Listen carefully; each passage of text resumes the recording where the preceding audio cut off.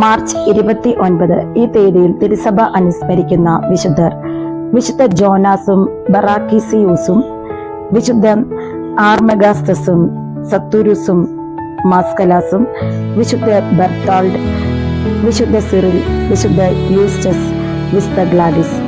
വിശുദ്ധ ജോനാസും ബറാക്കിസിയൂസും 327 കാലഘട്ടത്തിലാണ് വിശുദ്ധ ജോനാസും ബറാക്കിസിയൂസും ജീവിച്ചിരുന്നത്.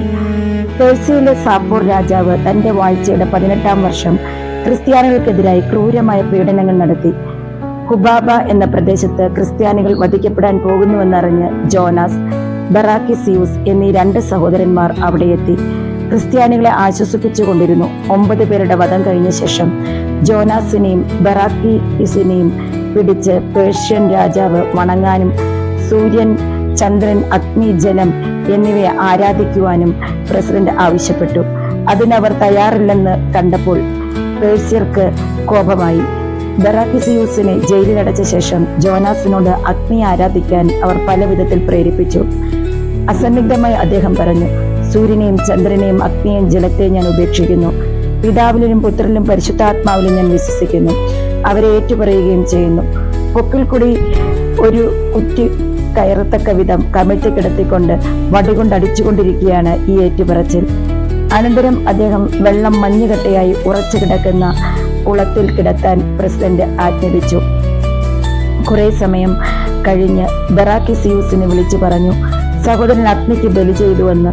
ഒരു സൃഷ്ടിക്ക് സഹോദരൻ ദിവ്യ ബഹുമാനങ്ങൾ കൊടുത്തിട്ടുണ്ടാകിയില്ലെന്ന് പ്രസ്താവിച്ചുകൊണ്ട് സത്യദൈവത്തെ അദ്ദേഹം പ്രകീർത്തിക്കുവാൻ തുടങ്ങി.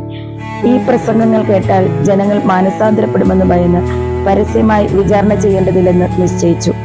അനന്തരം പഴുത്ത ചെമ്പുതകിടിൽ കൈകൾ വയ്പ്പിച്ചു.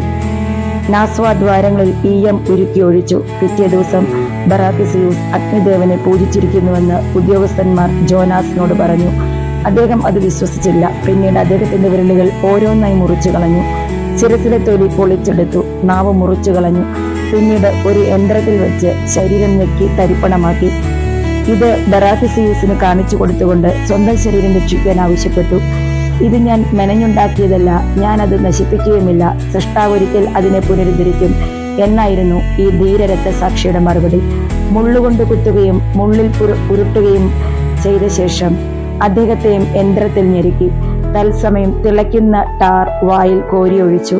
327 ഡിസംബർ 24-ാം തീയതിയായിരുന്നു ഈ 2 സഹോദരന്മാരുടെയും രക്തസാക്ഷിത്വം. ഇന്നേ ദിവസം നമുക്കിങ്ങനെ വിചിന്തനം ചെയ്യാം.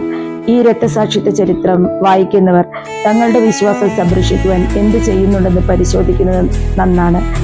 നീതിക്ക് വേണ്ടി പീഡകൾ സഹിക്കുന്നവർ അനുഗ്രഹീതർ എന്ന മത്തായിയുടെ സുവിശേഷത്തിൽ 5-ാം അധ്യായം 10-ാം വാക്യം നമ്മളോട് പറയുന്നത് നമ്മൾ കണ്ടിരിക്കും. നല്ലയിടനായ എൻ്റെ ഈശോയെ, വിശുദ്ധ ജോനാസും വിശുദ്ധ ബറാക്കിസിയൂസിനെയും പോലെ സ്വന്തം ജീവൻ വെടിഞ്ഞാലും കർത്താവിനെ അനുകരിച്ചുകൊണ്ട് ദൈവത്തിന് സാക്ഷിയായി ജീവിക്കുവാൻ ഞങ്ങളെ ഓരോരുത്തരെയും അനുഗ്രഹിക്കുവാൻ ഞങ്ങളോട് കനിവ് തോന്നണമേ.